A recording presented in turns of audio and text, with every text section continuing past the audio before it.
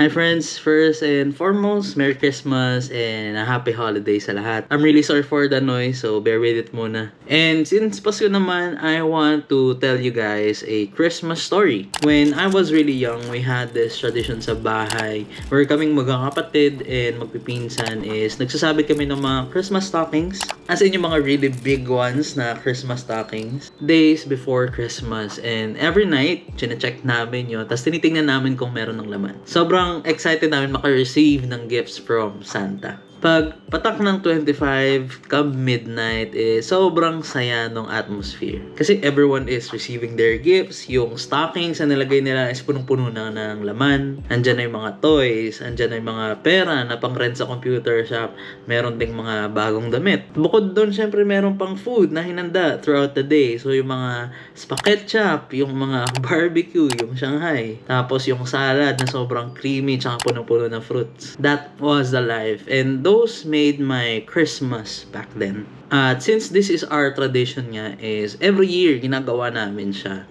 But I have noticed that every year merong mga onting pagbabago. Yung mga gifts, paunti ng paunti. Yung mga kasama nyo mag-celebrate, yung mga family members, yung iba nag-abroad. Yung iba may pamilya na, tapos yung iba merong work during that day. Hanggang sa dumating yung time na pag-aantay sa midnight is tinutulugan ko na lang. Saan nga ba napunta yung saya? Saan napunta yung excitement? I think I'm not the only one here asking those questions, right? I'm sure that everyone had that phase in childhood na ganon yung experience nyo. Not exactly the same, pero meron kayong sariling family tradition. So I was really trying hard to figure out kung ano yung nangyari and tried processing those thoughts. And only then that I realized that we will never get that feeling back.